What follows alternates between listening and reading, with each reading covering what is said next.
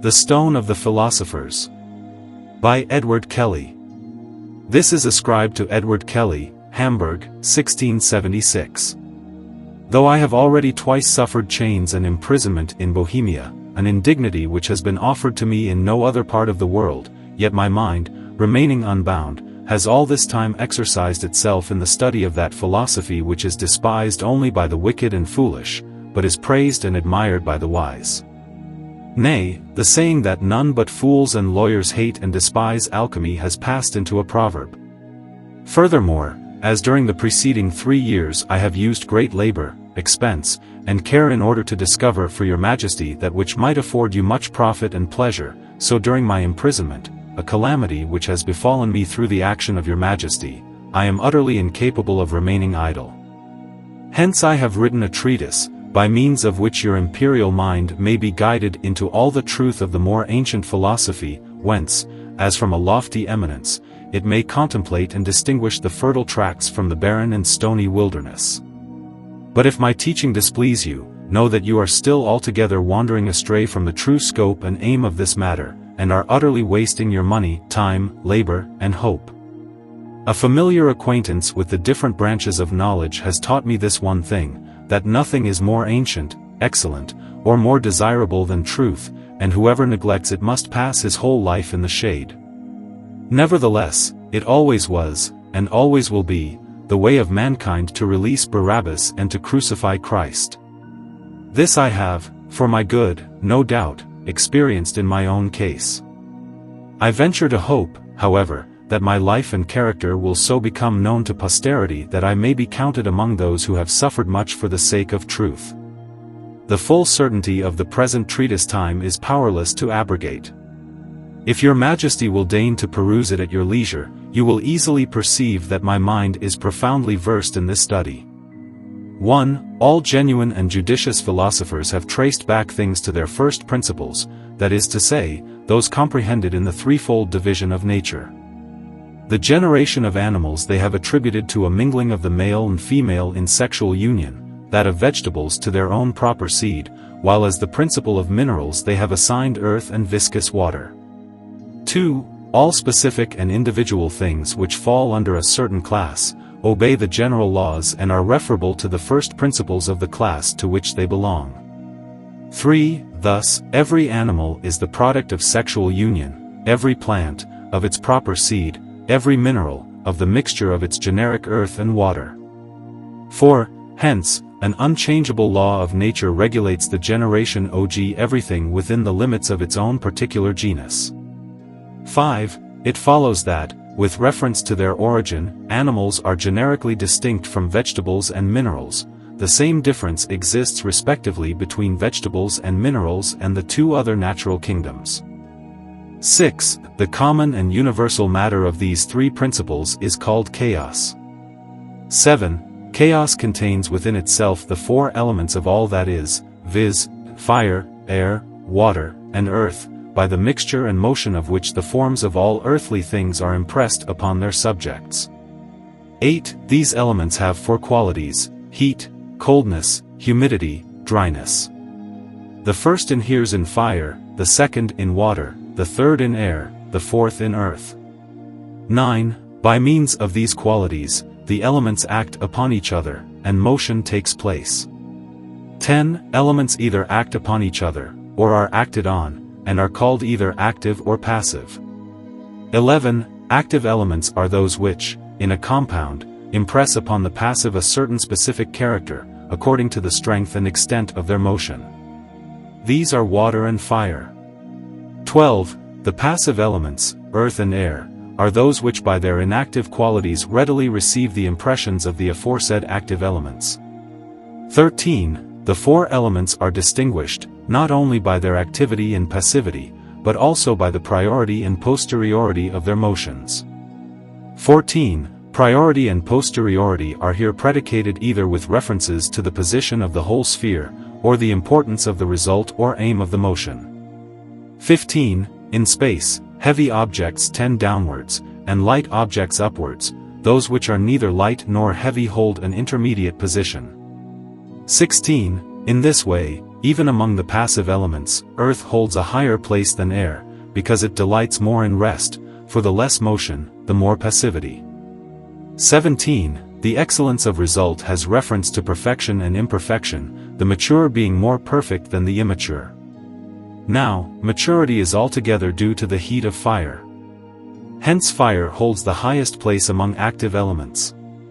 18. Among the passive elements, the first place belongs to that which is most passive, i.e., which is most quickly and easily influenced. In a compound, earth is first passively affected, then air. 19. Similarly, in every compound, the perfecting element acts last, for perfection is a transition from immaturity to maturity. 20. Maturity being caused by heat, cold is the cause of immaturity. 21. It is clear, then, that the elements, or remote first principles of animals, vegetables, and minerals, in chaos, are susceptible of active movements in fire and water, and of passive movements in earth and air. Water acts on earth, and transmutes it into its own nature, fire heats air, and also changes it into its own likeness. 22. The active elements may be called male, while the passive elements represent the female principle. 23. Any compound belonging to any of these three kingdoms, animal, vegetable, mineral, is female in so far as it is earth and air, and male in so far as it is fire and water. 24. Only that which has consistency is sensuously perceptible. Elementary fire and air, being naturally subtle, cannot be seen. 25. Only two elements, water and earth, are visible, and earth is called the hiding place of fire, water the abode of air. 26. In these two elements we have the broad law of limitation which divides the male from the female. 27. The first matter of vegetables is the water and earth hidden in its seed, these being more water than earth. 28. The first matter of animals is the mixture of the male and female sperm, which embodies more moisture than dryness. 29. The first matter of minerals is a kind of viscous water, mingled with pure and impure earth.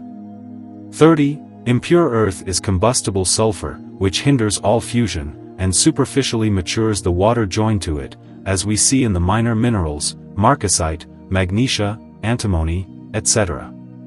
31. Pure earth is that which so unites the smallest parts of its aforesaid water that they cannot be separated by the fiercest fire, so that either both remain fixed or are volatilized.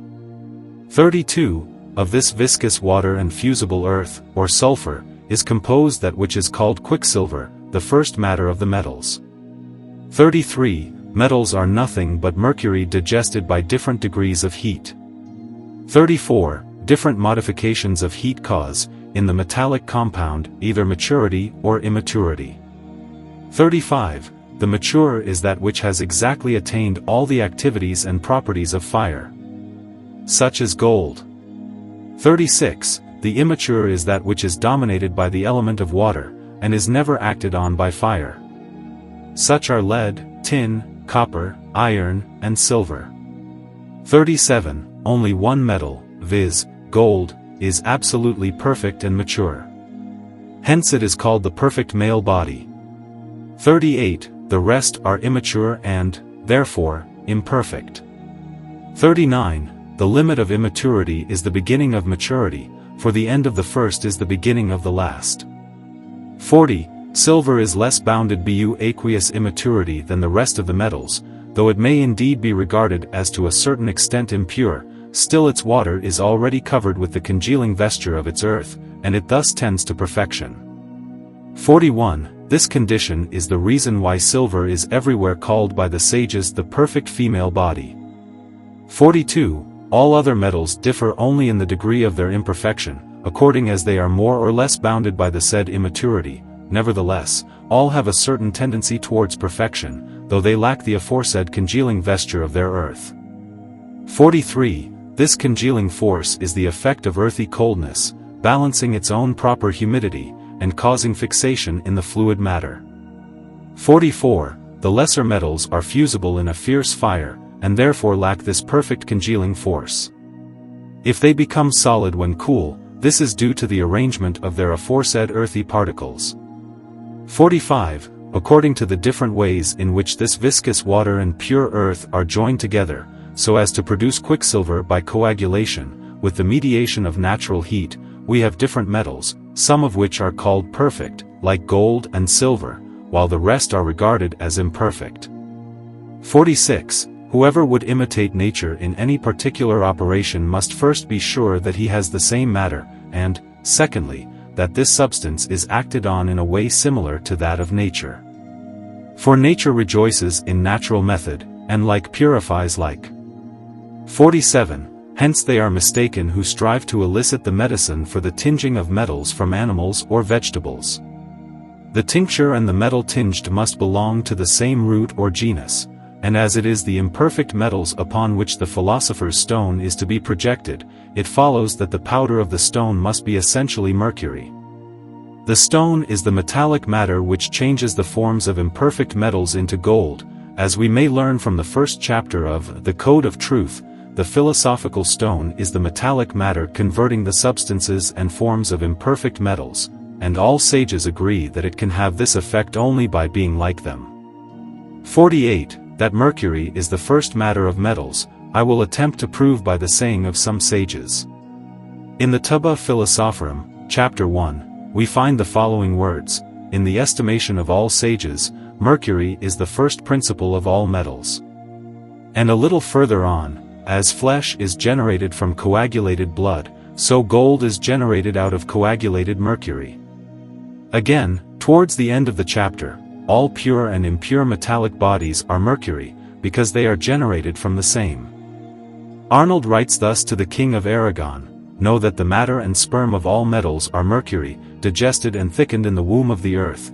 They are digested by sulfurous heat, and according to the quality and quantity of the sulfur different metals are generated.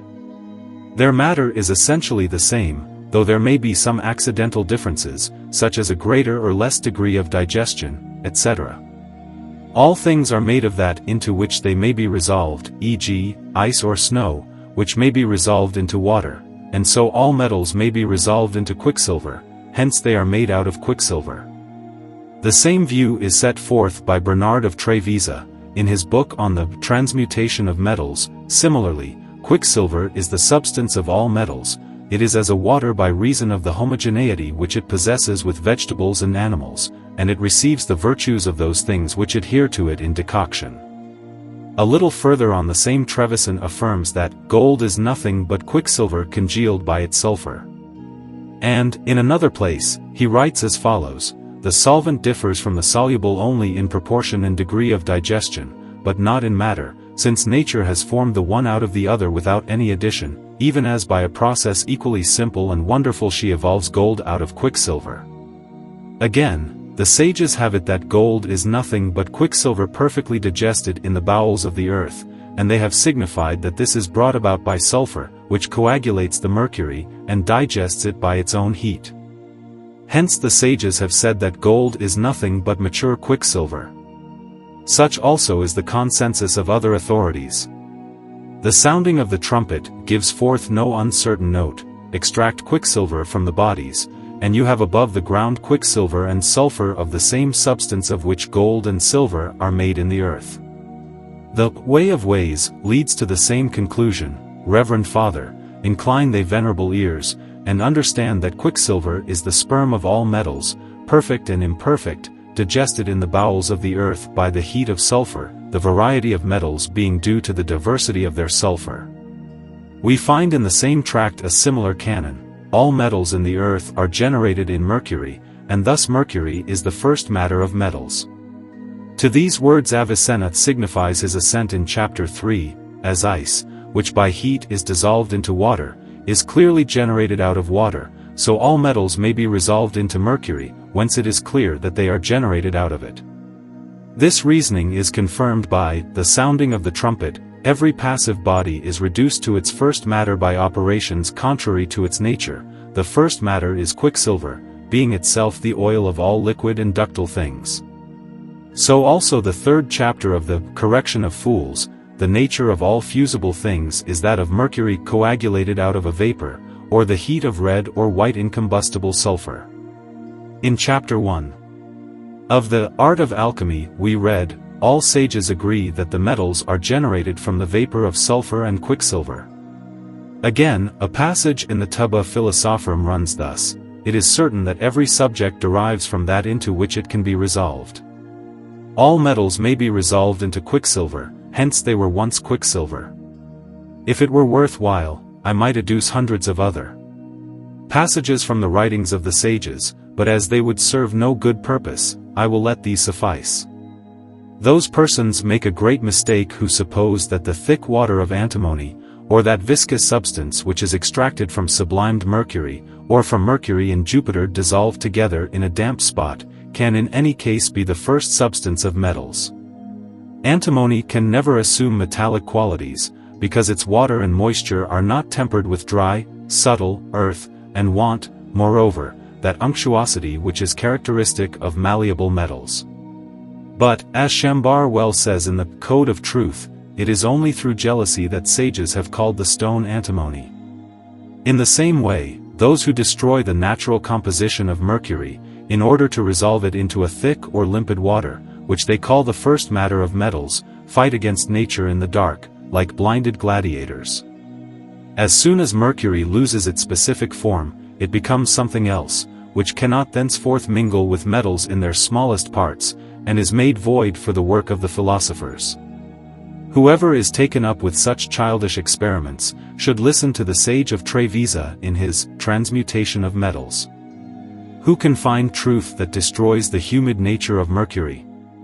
Some foolish persons change its specific metallic arrangement, corrupt its natural humidity by dissolution, and disproportionate quicksilver from its original mineral quality, which wanted nothing but purification and simple digestion. By means of salts, vitriol, and alum, they destroy the seed which nature has been at pains to develop.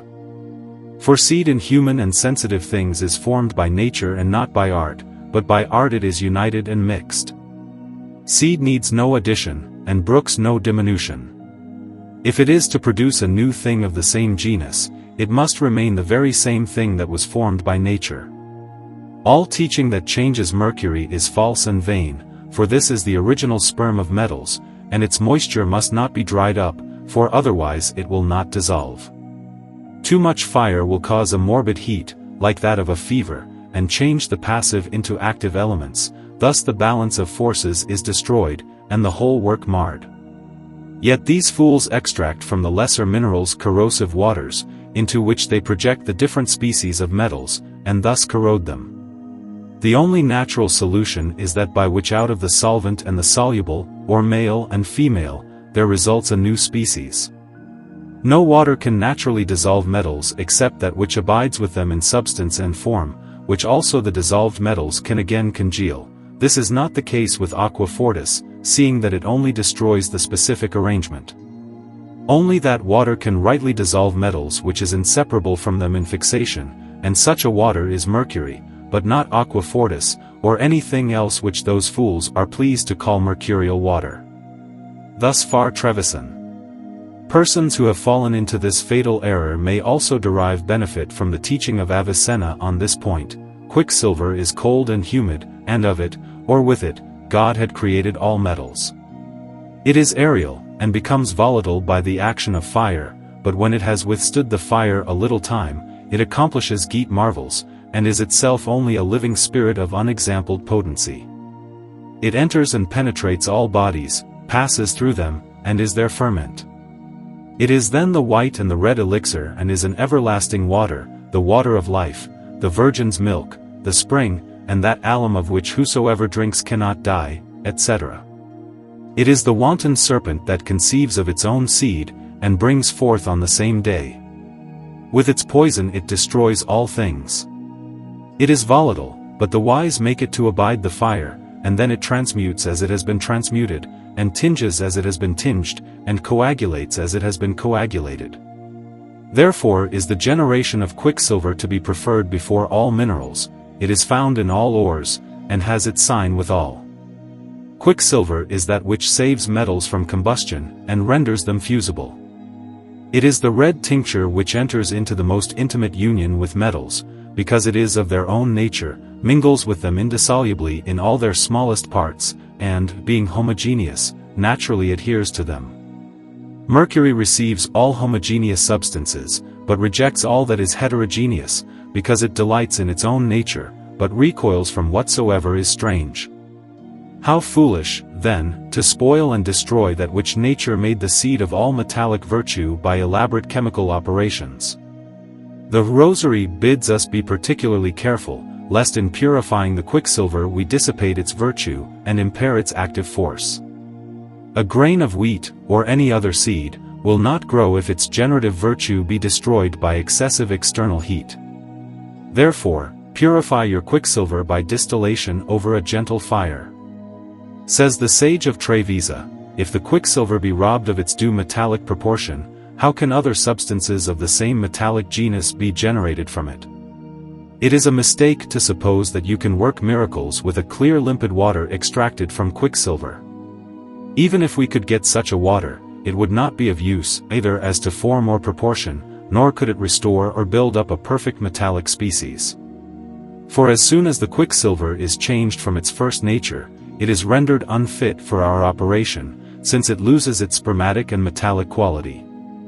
I do, indeed, approve of impure and gross mercury being sublimed and purified once or twice with simple salt, according to the proper method of the sages, so long as the flexibility or radical humor of such mercury remains unimpaired, that is to say, so long as its specific mercurial nature is not destroyed, and so long as its outward appearance does not become that of a dry powder. In the Ladder of the Sages, we are told to beware of vitrification in the solution of bodies, with the odor and taste of imperfect substances, and also of the generative virtue of their form being in any way scorched and destroyed by corrosive waters. If you have been trying to do any of these things, you may see how grievous your mistake has been. For the water of the sages adheres to nothing except homogeneous substances. It does not wet your hands if you touch it, but scorches your skin, and frets and corrodes every substance with which it comes in contact, except gold and silver. It would not affect these until they have been dissipated and dissolved by spirits and strong waters, and with these it combines most intimately. But the other mixture is most childish, it is condemned by the concert of the sages, and by my own experience. I now propose to shew that quicksilver is the water with which, and in which, the solution of the sages takes place, by putting before the reader the opinions of many philosophers living in different countries and ages. Says Menelates in the Tubba, whoever joins quicksilver to the body of magnesia, and the woman to the man, extracts the hidden nature by which bodies are colored. Know that quicksilver is a consuming fire which mortifies bodies by its contact. Another sage, in the Tubba, says, divide the elements by fire, unite them through the mediation of mercury, which is the greatest arcanum, and so the Majesty is complete, the whole difficulty consisting in the solution and conjunction. The solution, or separation, takes place through the mediation of mercury, which first dissolves the bodies, and these are again united by ferment and mercury. Rosinus makes gold address mercury as follows, Dost thou dispute with me, Mercury? I am the Lord, the stone which abides the fire. Says Mercury, thou sayest true, but I have begotten thee, and one part of me quickens many of thee, since thou art grudging in comparison with me. Whoever will join me to my brother or sister shall live and rejoice, and make me sufficient for thee.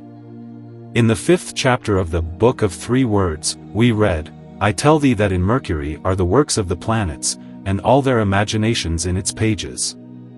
Aristotle says that the first mode of preparation is that the stone shall become mercury. He calls mercury the first body, which acts on gross substances and changes them into its own likeness. If mercury did nothing else than render bodies subtle and like itself, it would suffice us. Senior, our stone, then, is congealed water, that is to say, mercury congealed in gold and silver, and, when fixed, resistant to the fire. The sounding of the trumpet, mercury contains all that the sages seek, and destroys all flaky gold. It dissolves, softens, and extracts the soul from the body.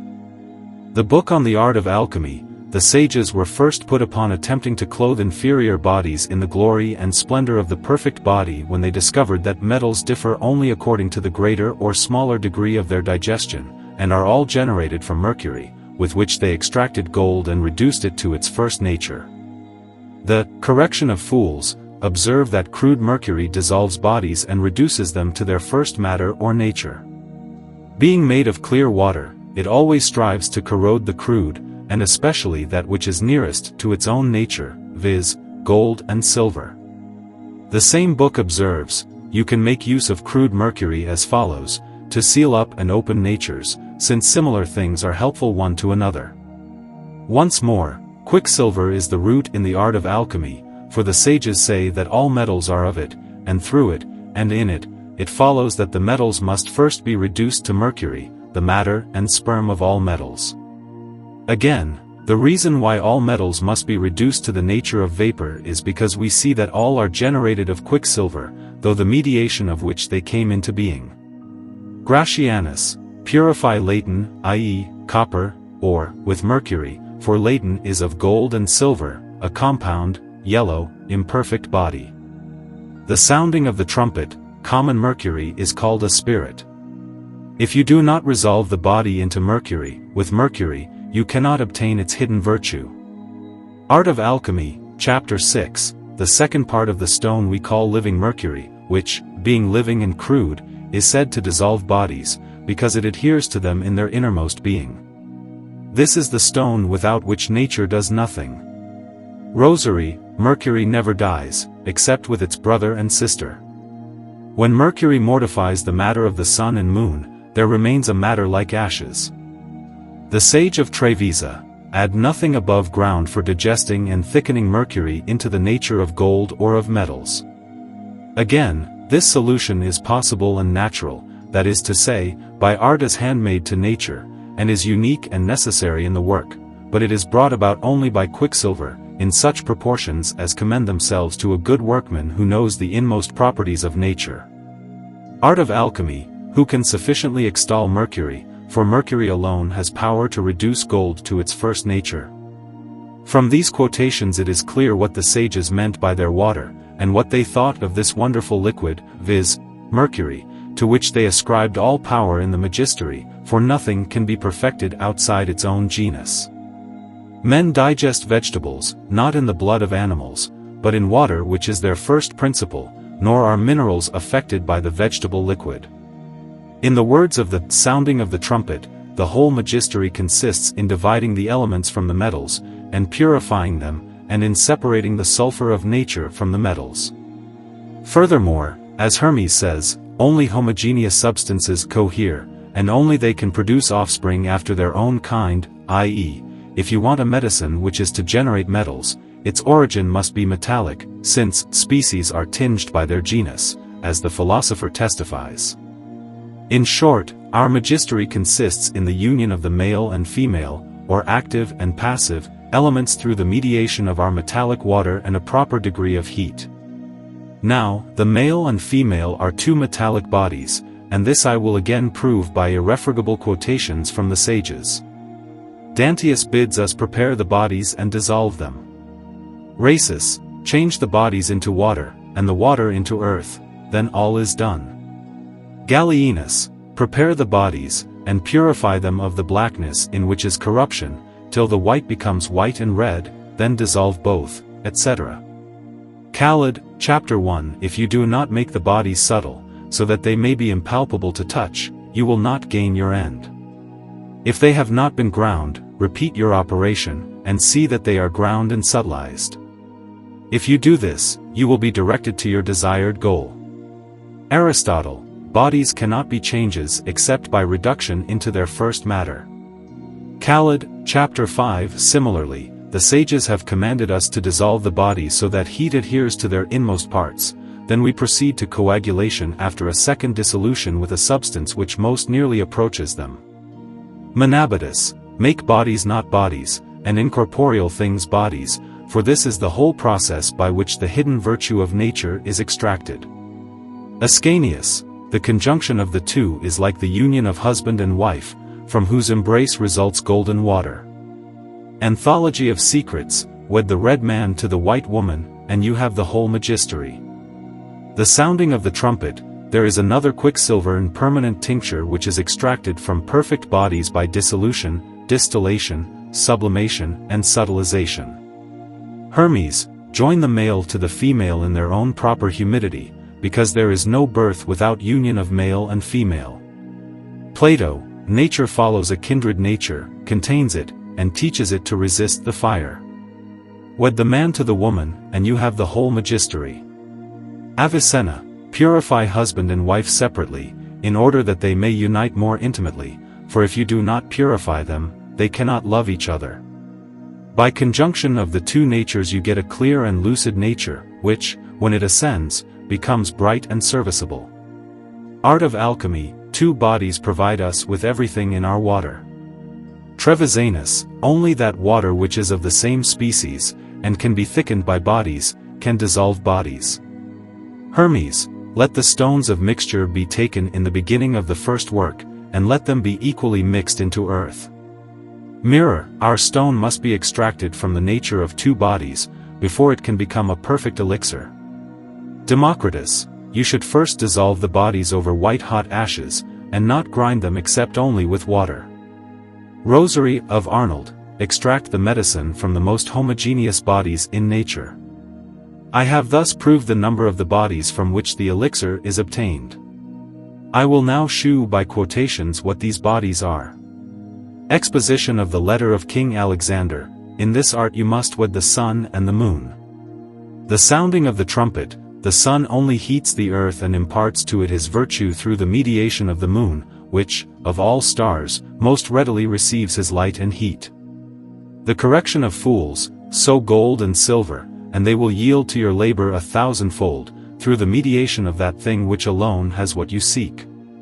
The tincture of gold and silver exhibits the same metallic proportions as the imperfect metals, because they have a common first matter in mercury. Again, tinge with gold and silver, because gold gives the golden and silver the silver color and nature. Reject all things that have not naturally or virtually the power of tinging, as in them is no fruit, but only waste of money and gnashing of teeth. Senior, I, the sun, am hot and dry, and thou, the moon, art cold and moist. When we are wedded together in a closed chamber, I will gently steal away thy soul. Rosinus to Saratant, from the living water we obtain earth, a homogeneous dead body, composed of two natures, that of the sun and that of the moon. Again, when the sun, my brother, for the love of me, silver, pours his sperm, i.e. his solar fatness, into the chamber, i.e. my lunar body, namely, when we become one in a strong and complete complexion and union, the child of our wedded love will be born. Hermes, its humidity is of the empire of the moon, and its fatness of the empire of the sun, and these two are its coagulum and pure seed. Astratus says, whoever would attain the truth, let him take the humor of the sun and the spirit of the moon. Tuba Philosophorum, both bodies in their perfection should be taken for the composition of the elixir, whether orange or white, for neither becomes liquid without the other. Again, gold says, no one kills me but my sister.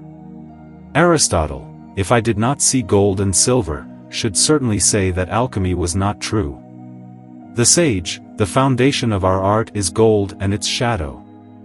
Art of alchemy, we have already said that gold and silver must be united. Rosary, there is an addition of orange color by which the medicine is perfected from the substance of fixed sulfur, i.e., both medicines are obtained from gold and silver.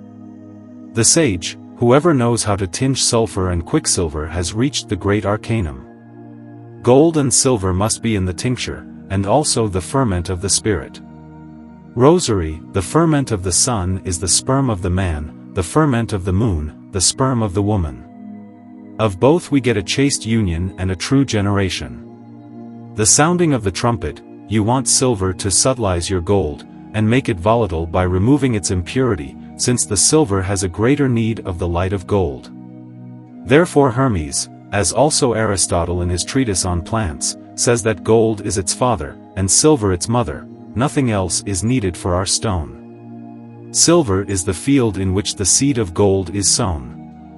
And a little further on, in my sister, the moon, grows your wisdom, and not in any other of my servants, saith the Lord Sun. I am like seed sown in good and pure soil, which sprouts and grows and multiplies and yields great gain to the sower.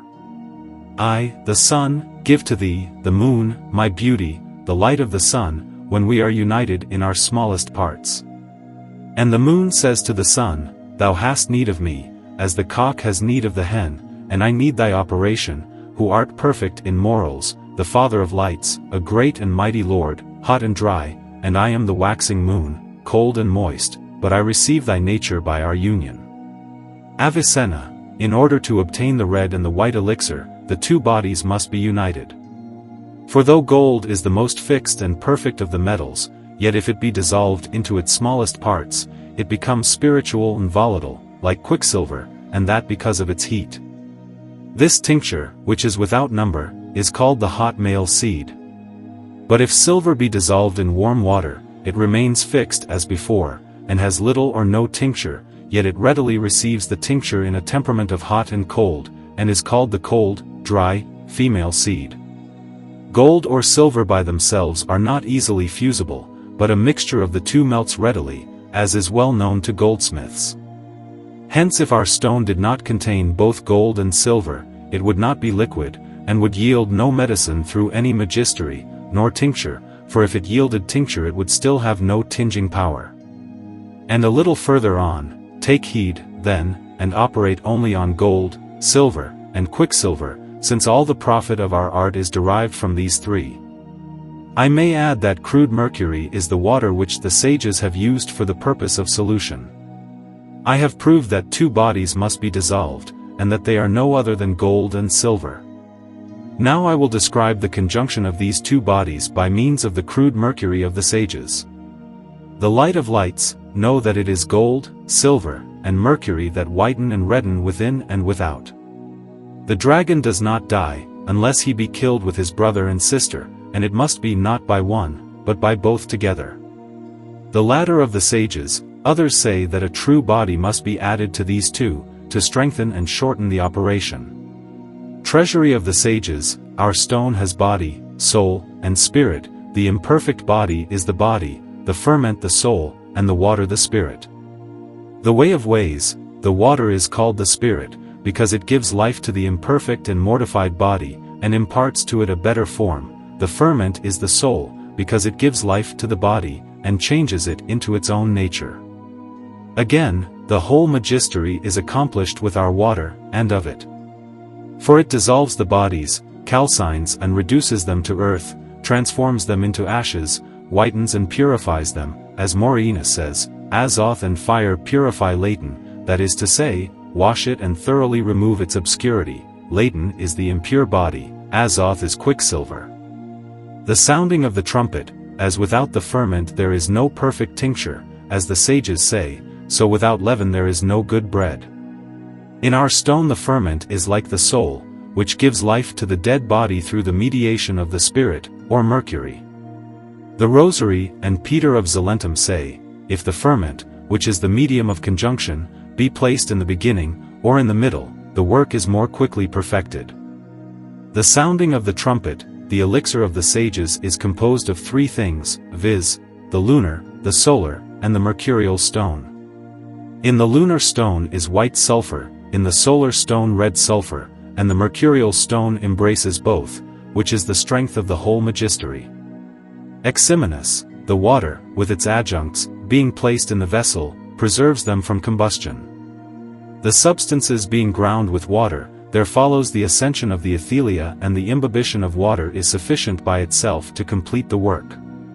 Plato, take fixed bodies, join them together, wash the body in the bodily substance, and let it be strengthened with the incorporeal body, till you change it into a real body. Pandulphus, the fixed water is pure water of life, and no tinging poison is generated without gold and its shadow. Whoever tinges the poison of the sages with the sun and its shadow, has attained the highest wisdom. Again, separate the elements with fire, unite them by means of mercury, and the Majesty is complete. Exercit, 14, the spirit guards the body and preserves it from fire, the clarified body keeps the spirit from evaporating over the fire, the body being fixed and the spirit incombustible. Hence the body cannot be burnt, because the body and spirit are one through the soul. The soul prevents them from being separated by the fire. Hence the three together can defy the fire and anything else in the world. Races, Book of Lights. Our stone is named after the creation of the world, being three and yet one. Nowhere is our mercury found purer than in gold, silver, and common mercury. When bodies and spirits are dissolved, they are resolved into the four elements, which become a firm and fixed substance. But when they are not both dissolved, there is a particular mixture which the fire can still separate. Rosinus, in our Majesty are a spirit and bodies, whence it is said, it rejoices being sown in the three associated substances. Calid, prepare the strown bodies with the dissolves humidity, till either shall be reduced to its subtle form. If you do not subtilize and grind the bodies till they become impalpable, you will not find what you seek. Rosinus, the stone consists of body, soul, and spirit, or water, as the philosophers say, and is digested in one vessel. Our whole Majesty is of, and by, our water, which dissolves the bodies, not into water, but by a true philosophical solution into the water whence metals are extracted, and is calcined and reduced to earth. It makes yellow as wax those bodies into whose nature it is transformed, it substantializes, whitens, and purifies the latent, according to the word of Morinus. Aristotle, take your beloved son, and wed him to his sister, his white sister, in equal marriage, and give them the cup of love, for it is a food which prompts them to union. All pure things must be united to pure things, or they will have sons unlike themselves.